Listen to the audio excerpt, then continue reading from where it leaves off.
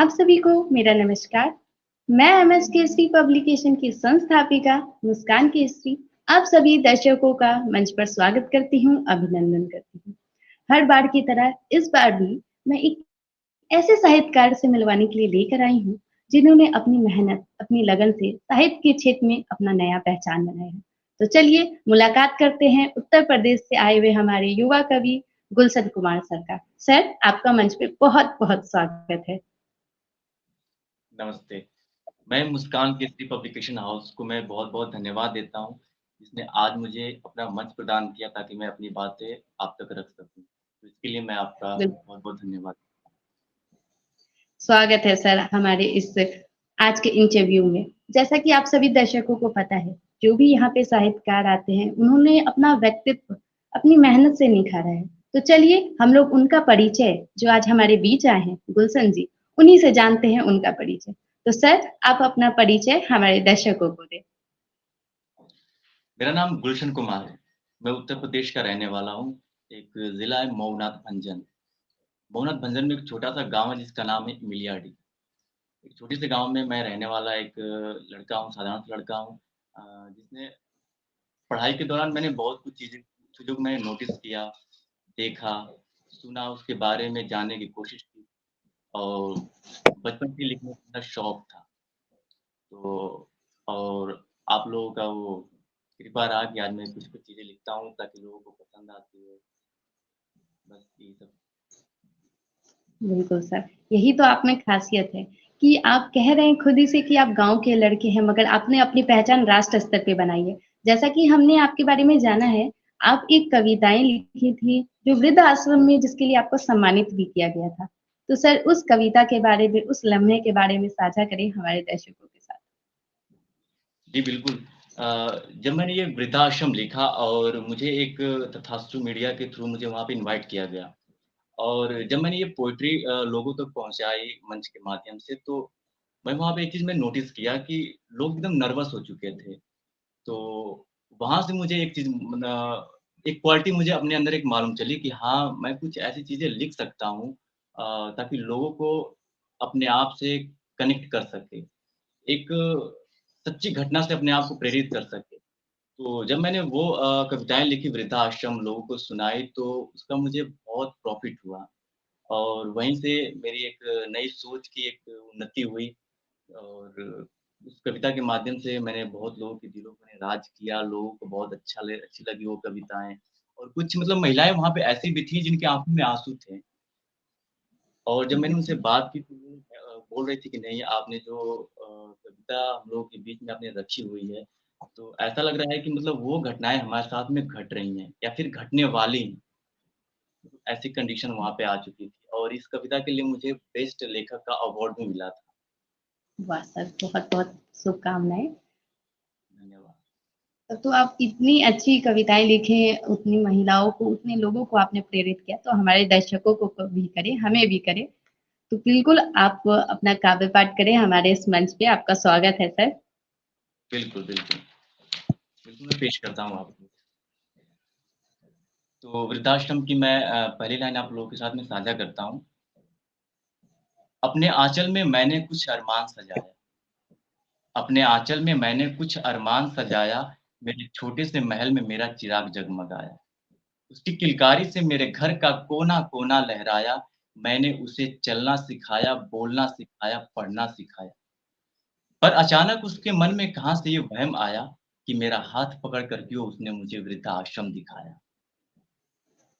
सारे शौक उसके मैंने पूरे किए, उसके सपनों को हकीकत हमने किए।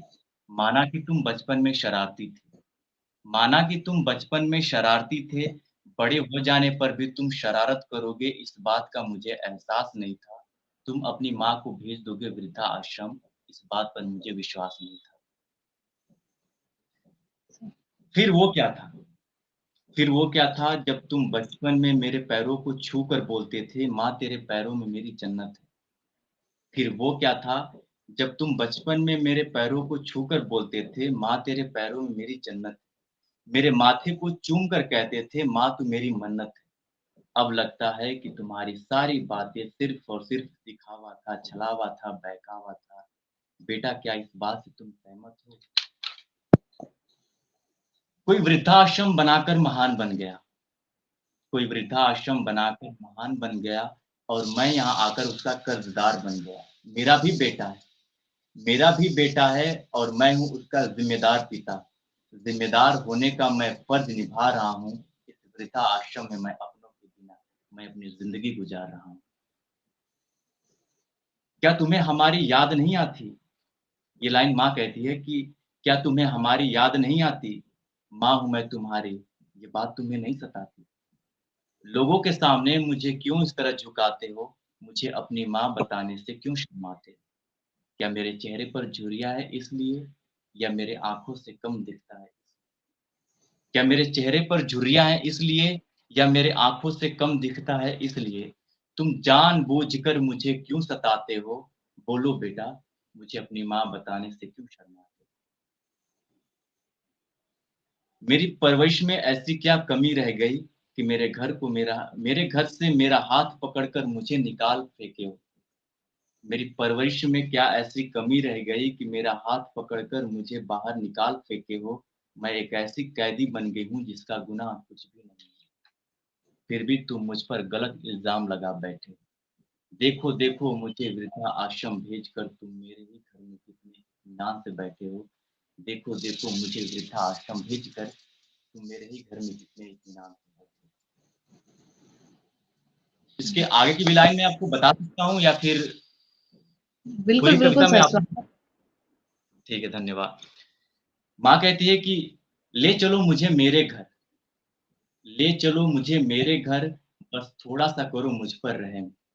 इस बात का मत रखो भ्रम कि मैं तुमसे 2 वक़्त की रोटी माँगूँगी। वादा करती हूँ तुमसे, बस 1 वक़्त की सूखी रोटी दे देना और रात को मैं पानी पीकर सो जाऊँगी। मत रखो तुम मुझे अपने से दूर, मैं तुम्हारे बिना जीते जी मर जाऊँगी। माँ कहती है कि माँगने को तो मैं भीख भी माँग लूँगी, पर तुम्हारी इज़्ज़त मिट्टी में मिल जाएगी। माँगने को तो मैं भीख भी माँग लूँगी, पर तुम्हारी इज़्ज़त मिट्टी में मिल जाएगी। तुम्हारी इज़्ज़त की परवाह है मुझे, न जाने ये बात तुम्हें कब समझ में आएगी। बस इतनी सी परवाह कर दो, बस इतनी सी परवाह कर दो, मुझे इस वृद्धाश्रम से निकाल दो।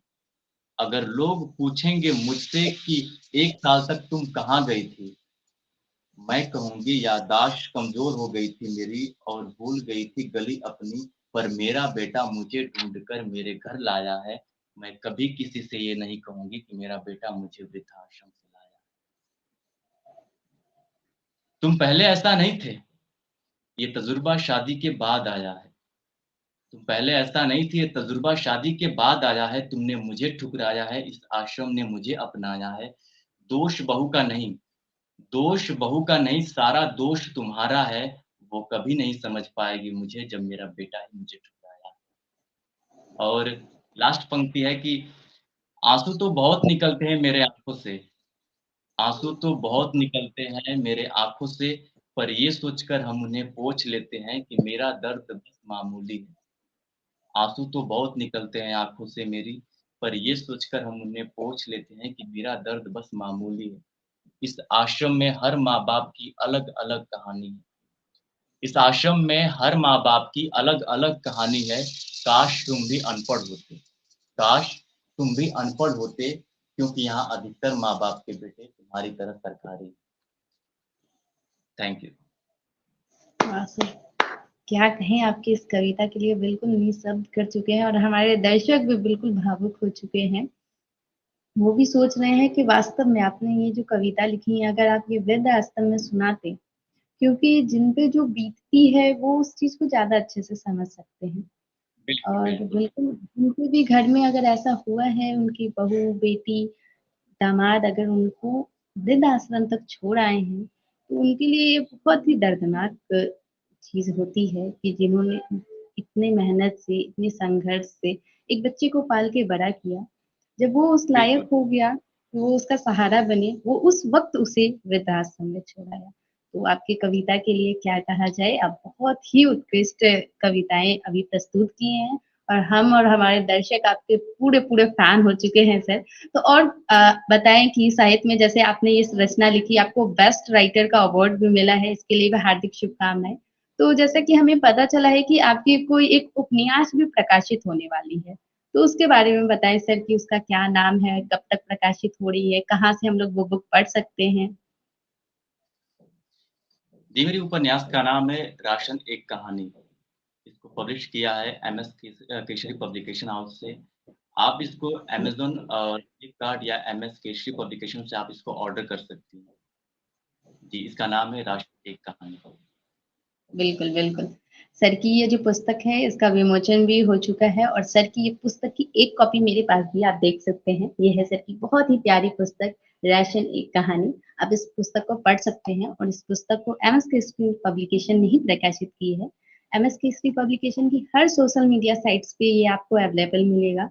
इसके साथ-साथ आप अमेज़न एंड फ्लिपकार्ट पे भी ऑर्डर कर सकते हैं। इसके अलावा आप डायरेक्टली गुलशन जी से भी कॉन्टैक्ट कर सकते हैं। सर आप अपना नंबर और अपनी सोशल मीडिया साइट्स हमारे दर्शकों को दे दें, ताकि वो आपको फ़ॉलो करे और आपकी ऐसी ही उत्कृष्ट रचनाओं को सुन भी सके और आपसे सीख भी सके। बिल्कुल मैम। मेरा फ़ोन नंबर है 9616042639 और ये मेरा व्हाट्सएप नंबर भी है और इंस्टाग्राम पे हरीशु गुलशन कुमार और मेरी फ़ेसबुक आईडी है गुलशन कुमार हरीशु। बिल्कुल, तो सर की आईडी, आपको नंबर, व्हाट्सएप सब चीज़ मिल चुका है, तो आप लोग डायरेक्टली सर से बात कर सकते हैं और आपको भी अगर आपका कोई अनुभव हो, आप सर के साथ साझा कर सकते हैं क्योंकि आप अपनी भावनाओं को बताएँगे और सर उसे अपनी कविताओं, अपनी रचनाओं में सम्मिलित करके प्रस्तुत करेंगे। तो ये बहुत ही अच्छा बात है क्योंकि इस दुनिया में जो भी कार्य होता है, वो हर एक दूसरे व्यक्ति के मिलने से ही होता है। तो चलिए सर, ये तो हम लोग देख चुके हैं कि राशन एक कहानी बहुत ही प्यारी पुस्तक कवर है, इसके अंदर बहुत प्यारी उपन्यास लिखी हुई, बहुत प्यारी। तो इसे पढ़ने के लिए आप लोग अमेज़न एंड फ्लिपकार्ट से खरीदे ही, तो चलिए अभी इसका उद्देश्य जानते हैं गुलशन सर से। तो सर इस पुस्तक का उद्देश्य हमारे दर्शकों को बताएँ। मैम जैसा कि ये कहानी अगर जैसे कि गाँव से कुछ लोग अगर शहर में बसे हुए हैं, अगर इस पुस्तक को वो पढ़ेंगे, तो उनको मतलब ऐसा अनुभव होगा, ऐसा महसूस होगा कि हाँ, वो मतलब एक गाँव की ज़िंदगी जी रहे हैं। क्योंकि वो लोग गाँव की ज़िंदगी कुछ टाइम तक जी के वो शहर में जाके बस चुके हैं। और जो शहर में जो लोग हैं, अगर वो इस पुस्तक को अगर पढ़ेंगे, तो उनको ऐसा लगेगा कि मतलब गाँव में ये सब घटनाएँ घटती हैं। और हाँ, मतलब लोगों के साथ में ये घटना हो सकती है। और वो मतलब गाँव की जो-जो एक-एक बारीकियाँ हैं, एक-एक चीज़ें हैं और लोगों को मतलब अपने आप को कनेक्ट कर पाएँगे इस पुस्तक के माध्यम से। बिल्कुल, और इस पुस्तक के माध्यम से सर ने एक तो पलायन की बातें बताई हैं कि जो लोग गाँव से शहर की ओर जाते हैं नौकरी को लेके, बहुत सारी चीज़ें होती हैं पढ़ाई, स्वास्थ्य को लेके और साथ ही साथ बहुत सारे ऐसे शहरी लोग भी हैं जो आज तक कभी गाँव नहीं गए हैं। तो उन्हें भी ये पता चलेगा कि गाँव की जीवन होती क्या है और शहर बिल्कुल, वालों को बिल्कुल। पता चलेगा गाँव की जीवन और गाँव वाले को ये एहसास होगा कि ऐसा भी हुआ था और वो लोग इससे अवेयर होंगे ताकि आने वाले जो भी हमारी युवा पीढ़ी है, उन्हें ये चीज़ पता रह सके कि अगर हमारे साथ कोई भी छल-कपट कर रहा है, तो हमें उसे कैसे निवारना है। तो सर ये भी बताएँ कि इस पुस्तक में बहुत सारी चीज़ें हैं, बहुत सारे इसमें भूमिका निभा रहे हैं, तो उन कुछ प्रमुख भूमिका के बारे में बता दें हमारे दर्शकों को, ताकि क्योंकि वो लोग भी अभी से उलझन में हैं कि इस पुस्तक को जल्द से जल्द पढ़ें, तो थोड़ा और सस्पेंस बनाना बनता है, तो बनाएँ हमारे दर्शकों के भी सस्पेंस। इसमें मुख्य किरदार में रामू और रमेश, ये एक बहुत ही जिगरी दोस्त हैं। तो ज़ाहिर-सी बात है कि हमारा कोई बहुत जिगरी दोस्त होता है, अगर उसके साथ में कुछ गलत होती है, तो हमको भी बहुत तकलीफ़ होती है अंदर से कि हाँ, मतलब मेरा दोस्त है या मेरे जानने वाले हैं। तो इसमें मेन किरदार में है रामू और रमेश जो एक कोटेदार हैं, लक्ष्मी नाम है उनका, उनके द्वारा इनको प्रताड़ित किया जाता है। तो आपको इस स्टोरी में बहुत चीज़ें ऐसी मिलेंगी, आपको कुछ ऐसे डायलॉग मिलेंगे, आपको कुछ ऐसी शैली मिलेंगी, भाषा शैली मिलेंगी कि आपको मतलब सोचने पे मजबूर कर देगी कि हाँ, मतलब कि इस तरीके से भी मतलब लोग बात कर सकते हैं आपसे। आप मतलब किसी भी क्षेत्र में हो या किसी भी कंडीशन में हो, जब तक लोग आपको जानेंगे नहीं तब तक मतलब मुझे लगता है कि उस तरीके का इज़्ज़त हो गई या फिर आपको मतलब जो श्रेणी बनी होती है कि नहीं मुझे इसी लेवल के हर एक लोग मिलें, बातें करें। मुझे लगता है कि कुछ पोज़ीशन तो हमको अपनी बनानी पड़ती है, अगर लोग के बीच में रहना है तो। और बिल मेरा ज़ाहिर-सी बात है मुझे ऐसा मानना है कि अगर हमको कुछ लिखना है जैसे बहुत लोग होते हैं ना कि सोसाइटी से कट जाते हैं वो लोग, सोचते हैं कि नहीं मैं सोसाइटी से कट कर मैं कुछ ऐसी चीज़ें लिख दूँगा कि लोग बहुत लाइक करेंगे, नहीं, आपको सोसाइटी में रहना पड़ेगा। लोगों की बातों को सुनना पड़ेगा, लोगों को जानना पड़ेगा, उनको महसूस करना पड़ेगा। तब जाकर आप एक साहित्यकार बन सकते हैं, किताबें पढ़नी पड़ेगी। अ, जैसा कि तो मेरे कहने का मतलब ये है कि आपको समाज में हर तरह के लोग मिलेंगे, नकारात्मक, सकारात्मक लोग मिलेंगे और आपको मतलब सकारात्मक लोगों से ज़्यादा आकर्षित होना है, उनसे बातें करनी है। लगता है कि उनका बहुत ही हमारे फ्यूचर में होता है कि हम आगे बढ़ते हैं इनके माध्यम से। बिल्कुल सर। तो सर जैसा कि हम सभी ने आपके परिचय में ही जाना कि आपने भी गाँव से शहर की ओर अभी आप दिल्ली में हैं और आप इतने अच्छे साहित्यकार होने के साथ-साथ आप एक्टर भी हैं। तो आपका गाँव से लेके दिल्ली तक का सफ़र और साहित्यकार और एक्टर बनने का जो है, इसमें योगदान दे रहे हैं अपना, इसके बारे में हमारे दर्शकों को बताएँ। बिल्कुल। इसके पहले मैं मुंबई में भी जाके सफ़र क वहाँ का मैं देख चुका हूँ और तो मुझे ऐसा लगा कि 2015 में मुझे ऐसा लगा कि नहीं यार मुझे कुछ अलग फ़ील्ड में काम करना चाहिए। तो 2017 में मैं निकल चुका था मुंबई, वहाँ पे जाके मैंने स्ट्रगल किया, वहाँ की मैंने लाइफ़ देखी। तो जब मैं मुंबई गया तो विदाउट प्रशिक्षण मैं गया था वहाँ पे। मुझे भी ऐसा लगा कि हाँ, मैं जाके वहाँ पे एक्टर बन सकता हूँ, लेकिन नहीं, मुझे ऐसा लगता है कि आप किसी भी फ़ील्ड में हो, चाहे पढ़ाई हो या फिर आपको इंजीनियर बनना हो या फिर कोई आईएएस पीसीएस करते हो, तो इसके लिए आपको प्रशिक्षण बहुत ज़रूरी है। इसलिए जब मैं वहाँ पे जाके देखा तो मुझे लगा कि नहीं, अभी मैं उसके लिए मैं प्रिपेयर नहीं हो पाया हूँ। तो फिर वहाँ से मैं आ गया दिल्ली। तो गाँव से पहले मैं गया शहर, फिर शहर से गया गाँव, गाँव से फिर आ गया मैं दिल्ली, जहाँ पे मैं प्रशिक्षण ले रहा हूँ, ट्रेनिंग ले रहा हूँ एक्टिंग की और एक्टिंग के साथ-साथ में मैं लेखन का भी कार्य कर रहा हूँ, जो कि आप लोगों को पता ही है कि मेरी राशन एक कहानी प्रकाशित हो चुकी है एमएस केशरी पब्लिकेशन हाउस के द्वारा।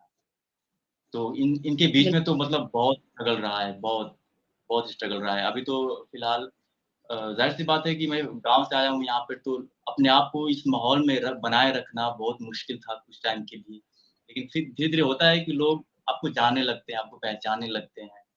तो अब धीरे-धीरे अब तो यहाँ पर मेरे दोस्त हो गए, जानने वाले हो गए, तो अब तो किसी प्रकार की कोई दिक्कत नहीं होती है। लेकिन स्टार्टिंग में तो प्रॉब्लम बिल्कुल बहुत हुई थी प्रॉब्लम तो मुझसे। सबसे पहला तो आपकी अगर अच्छाई की बात करें तो आप बहुत ही अच्छे से सभी से मिलते हैं, सभी से मुलाकात करते हैं, समझाते हैं। दूसरा आप साहित्य प्रेमी हैं, तो आपको पता भी है कि आपको किस तरह से बोलना है, किस तरह से देखना है और आप गाँव के पर्यावरण में रहे हैं और वहाँ से लेके शहर तक में आपने आया इतना कुछ कर रहे हैं। तो सर ऐसा कुछ बताइए जो जैसे कि अभी के जो नए युवा पीढ़ी होते हैं, है ना? तो वो लोग जब 10th-12th पास आउट करते हैं, तो कुछ ऐसे बच्चे होते हैं जो सीबीएसई से पास करते हैं, क्योंकि आज के समय में हर एक विषय जो आप देखिएगा वो अंग्रेजी में हो गया है। हिंदी में भी यहाँ तक आपको अंग्रेजी देखने को मिलेगा, है ना? तो ऐसे समय में बहुत सारे ऐसे बच्चे हैं जो साहित्य में आना तो चाहते हैं, मगर उनके परिवार में सारे सदस्य नौकरी वाले रहते हैं। तो नौकरी होने के कारण कोई उन्हें समझा नहीं सकता कि वो कैसे साहित्य के क्षेत्र में जाएँ। तो वैसे युवा पीढ़ी के लिए आप क्या कहना चाहेंगे कि वो किस तरह से साहित्य में आ सकते हैं? बिल्कुल। मैं उन युवाओं को बताना चाहूँगा कि अगर जिनका साहित्य में बहुत लगाव है, साहित्यकार बनना चाहते हैं, तो जैसा कि मैंने कुछ चीज़ों को मैंने फ़ॉलो किया, किताबें पढ़ना। कोई ज़रूरी नहीं है कि आपका जो ड्रीम है, आपको मतलब आईएएस, पीसीएस बनना है, पुलिस बनना है या फिर आपको टीचर बनना है। तो कोई ज़रूरी नहीं कि आप उन सब छोड़ दें। उन सब चीज़ों को छोड़ के आप साहित्य के फ़ील्ड में आएँ, नहीं। आप वो भी कर सकते हैं, आप साहित्य के क्षेत्र में भी आ सकते हैं। इसलिए कि मुझे लगता है कि इसके लिए आपको क्या करना पड़ेगा कि कुछ तो आपको नॉर्मल प्रशिक्षण लेनी पड़ेगी, बहुत ज़रूरी है वो तो। विदाउट प्रशिक्षण आप कुछ भी नहीं कर सकते। और कुछ किताबें हैं, जितनी भी आपको नॉवेल है, पहले तो आपको नॉवेल पढ़नी चाहिए, कविताएँ पढ़नी चाहिए और ज़्यादा से ज़्यादा मुझे ऐसा लगता है कि अगर आप कविताएँ पढ़ते हैं, तो आपको कम टाइम में बहुत ज़्यादा चीज़ें आपको कल्पना करने की कोशिश करेंगे मतलब सहायता मिलेंगी आपको कल्पना करने के लिए। तो मैं तो आपको यही सुझाव दूँगा कि आप ज़्यादा से ज़्यादा पोएट्री पढ़िए, उसको समझिए, जानने की कोशिश कीजिए क्योंकि आज आज के ज़माने में किसी के पास उतना वक़्त नहीं है कि कोई 200 250 पेज की नॉवेल पढ़े, बिल्कुल भी नहीं है। कभी-कभी मैं भी ऊब जाता हूँ। तो इसलिए मैं ज़्यादा ये कहूँगा लोगों को कि आप नॉवेल पढ़िए नॉवेल नहीं सॉरी नॉवेल नहीं, कविताएँ पढ़िए आप। कविताएँ पढ़िए, आप उसको समझिए, तो आप मतलब ज़्यादा अपने आप को अट्रैक्ट कर पाएँगे आप नॉवेल की तरफ। और कभी भी आप अपने सोसाइटी से आप दूर मत भागिए। आप सोसाइटी में रहिए, आप लोगों से बातें कीजिए, चीज़ों को जानिए। कि वो कैसे-कैसे मतलब उनके जीवनी में कैसी-कैसी घटनाएँ घट रही हैं। अगर कोई बच्चा है तो किस तरह से वो हरकत कर रहा है। मैं तो एज़ ए एक्टर हूँ अभी तो कुछ चीज़ें हमारा अलग होती हैं साहित्य से हट के होती हैं। तो वो चीज़ें हमको बताई जाती हैं कि लोगों को कैसे आपको ऑब्ज़र्व करना है। तो जो चीज़ें हम लोगों को देख के ऑब्ज़र्व करते हैं या फिर समाज में हर तरह के लोग हैं तो हमको सिखाया जाता है कि आप सभी लोगों को ऑब्ज़र्व करें। तो जब हम लोगों को ऑब्ज़र्व करते हैं तो हमको उनसे एक-एक बारीकियाँ निकल के हमको देखने को मिलता है और वही हमको आगे बढ़ने के लिए बहुत ही प्रोत्साहित करती है। तो यही मैं कहूँगा कि आप अच्छी-अच्छी किताबें पढ़िए, अच्छे-अच्छे लोग के साथ में रहिए। कुछ पल के लिए आप अपने आप को प्रकृति के हवाले कर दीजिए आप। कुछ टाइम के लिए आप निकल जाइए बाहर, प्रकृति को आप महसूस कीजिए। सुबह-सुबह ये मतलब एक साहित्यकार के लिए एक मतलब अलग दुनिया हो जाती है कुछ टाइम के लिए। लेकिन जैसे-जैसे आप अपना ये नियम बना लेते हैं कि नहीं मुझे लोगों से थोड़ा-सा कुछ टाइम के लिए अपने आप को टाइम देना है, अ, प्रकृति में निकलना है, उनसे देखना है, अपने आप को महसूस करना है, लोगों से बातें करनी है। तो ज़ाहिर-सी बात है कि कुछ ना कुछ तो आप लिखने लगेंगे, क्योंकि ये सब जी। चीज़ें मैंने किया हुआ है और यहीं से मुझे ज़्यादा मतलब प्रोत्साहित मिला और मैं कुछ चीज़ें लिख रहा हूँ, आप लोग तक तो पहुँचाने की पूरी कोशिश कर रहा हूँ। बिल्कुल, बहुत ही बेहतरीन से बातें बता रहे हैं। बिल्कुल, ये बात तो मैं भी मानती हूँ और मैं भी आपको यही सलाह दूँगी। अगर आप साहित्य के क्षेत्र में आना चाहते हैं, तो कविताएँ बहुत ही सरल माध्यम है। इसके माध्यम से आप जल्द से जल्द साहित्य के क्षेत्र में आगे बढ़ सकते हैं। क्योंकि आपको एक बार जब फॉर्मेट मिल जाता है, जब शैली मिल जाती है कि आपको किस तरह से लिखना है, तो आपके पास शब्द भी आपको मिलने लगेंगे और भावना तो हर किसी के इंसान के बीच होता है। और बिल्कुल सोसाइटी से तो आपको कभी कट के नहीं रहना है क्योंकि आप सोसाइटी में जब रहिएगा तभी तो आपको पता चलेगा प्यार क्या होता है, झगड़ा क्या होता है, मारपीट क्या होती है। हर एक तरह की भावना आपको सोसाइटी में ही मिल सकती है। मगर जब आपको लिखना हो, आप चाह रहे हैं कि कुछ अच्छा करें, तब आपको शांत जगह पे जाना होगा। ऐसा शांत जगह जहाँ पे आपको शांति मिले, मगर वहाँ पे भी आपको कुछ सीखने को मिले। जैसे कि सर ने बताया आप नेचर के पास जाइए, आप कभी-कभी घूमने जा सकते हैं। जैसे कहते हैं ना बहुत सारे लोग ऐसे होते हैं जो पहाड़ी इलाके पे जाते हैं। तो आप जब पहाड़ी बिल्कुल, इलाका पे जाओगे तो आपको बहुत ही अलग अनुभव होगा। एक तो वो जो घूमने का एहसास होता है, खुशी होता है, वो तो है ही। साथ ही साथ जो आपको वहाँ पे अलग दिखेगा, वो आपका भावना होगा और जब आप उसको लिखने बैठिएगा 1-2 बार गलती होगी, बट बाद में सुधार हो जाएगी। है ना? तो सर बिल्कुल। अपना एक्सपीरियंस आप सभी से साझा कर रहे थे, आप सभी उसको सुन रहे हैं और इतना प्यार दे रहे हैं। तो चलिए इसके आगे एक और प्रश्न पूछा जाए गुलशन जी से, कि सर आप ये बताएँ हमें कि जब आप छोटे थे तब आपने कभी सोचा था कि आपकी कोई नॉवेल होगी या आप साहित्य के क्षेत्र में आगे बढ़ेंगे? नहीं मैम, ऐसा तो मतलब मैं कभी नहीं सोचा था कि एक टाइम आएगा ऐसा कि मैं भी नॉवेल लिख लूँगा। क्योंकि अभी रात में सोच रहा था, मैं इस बात पे हँस रहा था अपनी बात पे कि जब मैं 10th में था, तो उस टाइम हमारे यहाँ यूपी, बिहार में होता है कि 10th में जब बच्चे जाते हैं, तो जो 9th क्लास के बच्चे हैं, वो उनकी विदाई करते हैं। तो उस टाइम क्या हुआ था कि सर ने जब हम लोग की पूरी टीम वहाँ पे बैठी थी क्लास में, तो सबको कुछ ना कुछ बोलने का मौका दिया जाता है। तो उस टाइम सर ने कहा था, एक बातें उन्होंने बोली थी कि यहीं से आप लोग की एक जर्नी स्टार्ट हो रही है और इन्हीं बच्चों में से कोई आईएएस बनेगा, कोई पीसीएस बनेगा, कोई पुलिस बनेगा, कोई डॉक्टर बनेगा। ये सब चीज़ों पे सर ने बहुत मतलब बातें की। तो वही वही मैं सोच के हँस रहा था कि सर ने कभी ये नहीं कहा था कि आप ही में से कोई साहित्यकार बनेगा, कोई लेखक बनेगा, कोई एक्टर बनेगा। तो ये सब चीज़ें अपनी होती मैं कभी नहीं सोचा था कि मेरी भी बुक कभी प्रकाशित होगी या मैं इस स्टेज पर जाऊँगा क्योंकि इसके पहले 2015 में मैं बीटेक कर रहा था। तो कुछ चीज़ें मुझे वहाँ से मिली कि मुझे एक अलग फ़ील्ड में जाना चाहिए। मैं सीरियल बहुत देखता हूँ, तो वहाँ से मुझे बहुत प्रोत्साहित मिला कि नहीं मुझे एज़ ए टीवी में भी कुछ मुझे ट्राई करना चाहिए, तो वहीं से मेरी जर्नी शुरू हुई। और एक समय आज ऐसा आ गया कि मेरी बुक प्रकाशित हुई है और मैं अपनी बुक पढ़ रहा हूँ और लोगों को बता रहा हूँ कि आप इस बुक को पढ़िए, इससे आपको बहुत कुछ सीखने को मिलेगा, आपको एक जर्नी मिलेगी। और एक राइटर ने बहुत अच्छी बात कही है कि ज़िंदगी में हमें किताबें पढ़नी चाहिए, क्योंकि एक लेखक वो लिख रहा है जो कई सालों की मेहनत लिख रहा है और कई सालों की मेहनत आप उसको एक्सपीरियंस के माध्यम से अपने आप में उसको अवशोषित कर सकते हैं। आप अपने आप को जान सकते हैं कि हाँ, ये लिखा हुआ है। तो एक एक्टर की बहुत बड़ी ज़िम्मेदारी होती है कि समाज में एक सकारात्मक ऊर्जा का फैलाव करे वो, ताकि लोग उससे प्रभावित हो सकें। बिल्कुल सर।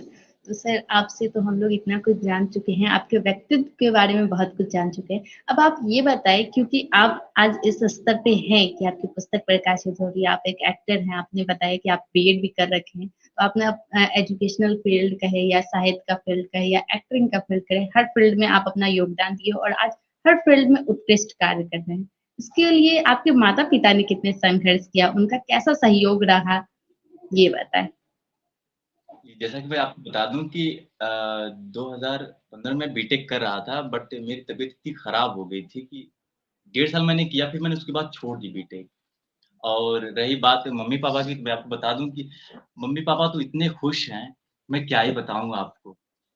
मतलब उनको कभी ये था ही नहीं कि मतलब उनके घर से कोई मतलब किताबें लिख सकता है। जब मैंने उनको बताया कि मैम मम्मी मेरी बुक लॉन्च होने वाली है बहुत जल्द, तो मतलब जो खुशी मैं देखा उनके चेहरे पे मम्मी-पापा के, और अब तो गाँव में भी लोग मुझे मेरा वेट कर रहे हैं कि मैं जाऊँ। फिलहाल मैं तो किसी काम में फँसा हूँ, लेकिन बहुत ही जल्द जाके मैं उन लोगों से मिलना चाहता हूँ, अपने गाँव के लोगों से, जितने मेरे दोस्त हैं, सहपाठी हैं, जिन्होंने साथ में पढ़ा हुआ है और जहाँ से मैंने अपनी पढ़ाई की हुई है स्कूल में। वहाँ के प्रिंसिपल ने खुद मेरे सर से बोला कि आप जल्द से जल्द गुलशन जी को बुलाइए, ताकि मैं उनसे मिलूँ। क्योंकि मतलब इस क्षेत्र में शायद मुझे ऐसा लगता है कि मैं पहला हूँ, अपने गाँव से, अपने जिले से, जिसने कोशिश की है, जो लोग बहुत पसंद कर रहे हैं। तो मतलब मैं अंदर से बहुत खुश हूँ, बहुत खुश हूँ। और सबसे ज़्यादा मैं आपका धन्यवाद देना चाहता हूँ कि आपने मेरी पुस्तक को एक मंच दी, ताकि लोग बहुत उसको पढ़ने की वो जिज्ञासा उनके अंदर आ रही है कि नहीं मैं भी पढ़ूँगा। तो उसके लिए बिल्कुल आपको सर, बहुत अभी सारे लोगों का बिल्कुल कमेंट मैसेज आना शुरू हो जाएगा। आप देखिएगा आपके पास भी बहुत सारे मैसेज आएँगे क्योंकि आपकी पुस्तक है ही इतनी प्यारी। जितना प्यारा आपका व्यक्तित्व है, जितनी प्यारी आपकी विचारधारा है, उतनी ही प्यारी आपकी ये पुस्तक भी है।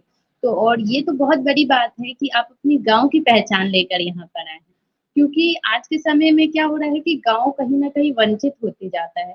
शहर में इतना ज़्यादा हो चुका है, सारे लोग शहर की फैसिलिटी में बहुत ही ज़्यादा खुश हैं। जिनको भी आप देखेंगे तो बहुत सारे लोग ऐसे हैं जो काम के सिलसिले में या स्वास्थ्य के सिलसिले में गाँव से शहर की तरफ आते हैं।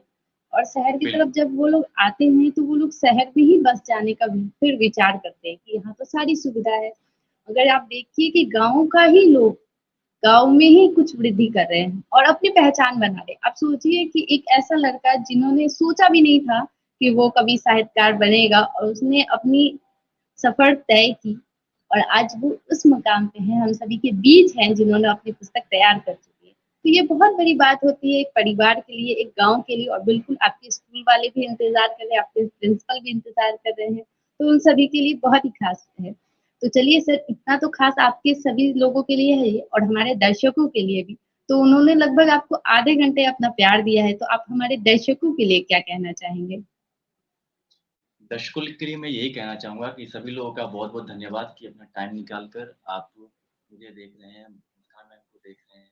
और मैं आप लोगों से यही कहूँगा कि आप किताबें पढ़िए, क्योंकि किताबों से हमें वो चीज़ें जानने को मिलती है, जो किसी ने अपने एक्सपीरियंस के माध्यम से लिखा हुआ है।